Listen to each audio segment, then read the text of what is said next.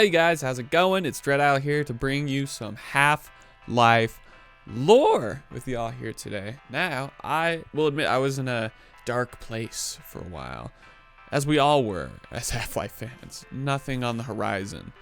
I pumped out a bunch of Half-Life lores, but at a certain point, I talked about everything worth talking about. Well, with a new game on the horizon, new Half-Life Resurgence in action, Black Mesa releasing, it's time to hop back into it with a lot more enthusiasm, because now there's actually shit to talk about. Woo! Let's get into it. One of my favorite topics being Ravenholm. Let's revisit one of my favorite places in Half-Life 2 and give you some information. So let's get into it. Now, at some point in time, the Resistance in City 17, likely led by Alex and Eli Vance, established an underground railroad as a means of escape from Combine rule. It followed a series of canals and waterways all the way down to an obscure city miles and miles away from the citadel known as Ravenholm. Ravenholm, coincidentally, can be seen from the top of the hydroelectric dam that you must pass over, or rather jump through like a badass, before reaching Eli Vance's laboratory at Black Mesa East. Now, Ravenholm is a quaint little place, sparsely populated around a mine. You'll find a decent amount of homes, but you'll also see the infrastructure of the factories, generators, and other buildings used to process the commodity of the town. Whatever they were mining, we're not entirely sure, but I like to think that they were mining diamond. And needless to say, it was a small, inconspicuous, and out-of-the-way place where refugees would do their best to live out their lives as quietly as possible, away from the beating heart of the Combine's power on Earth in City 17, if they even managed to escape. Now, at some point, whispers must have reached the Combine of this town of refugees and rebels. The Combine decided, we're about to go nuclear on these fools. And they utilized a biological weapon that they had manufactured, a headcrab missile, essentially a carrying device for an assortment of headcrabs. The idea being, instead of expensing manpower and synths and having to get off their ass, they could instead subdue a population by releasing these parasites. They would land, burrow underground, and trap nearby passing citizens, turning them into zombies, which are a lot easier to control and won't be actively creating plans to overthrow you and your government.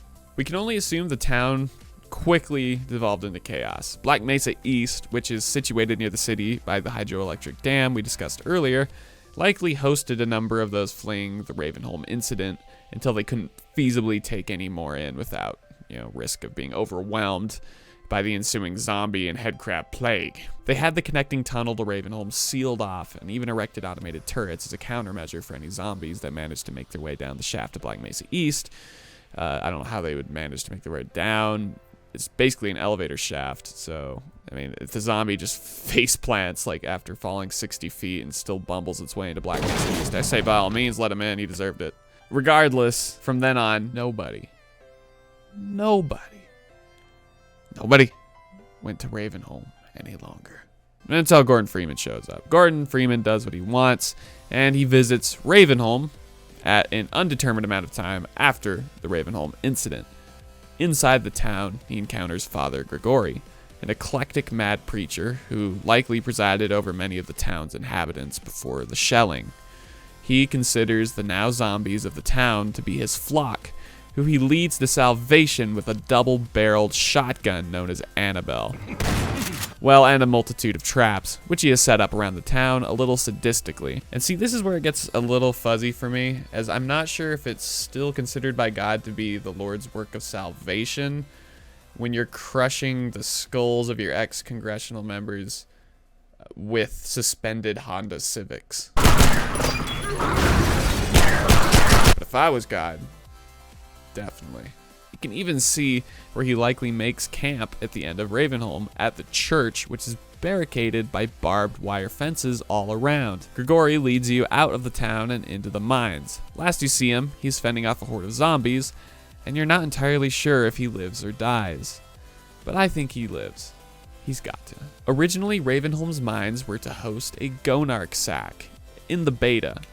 The idea being that the Combine had harvested one of these sacks and was keeping it alive via technology, probably just like Dick Cheney's.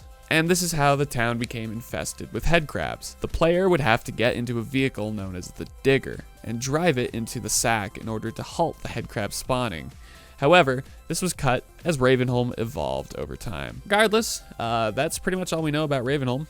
I figured I would do this lore in hopes of seeing some sort of reference or reappearance, potentially even within Half-Life Alyx. I kind of doubt it that we're going to go back to Ravenholm. But with all the new custom content that's about to slap us in the face, maybe someone will make a VR Return to Ravenholm. Maybe you're looking at the guy.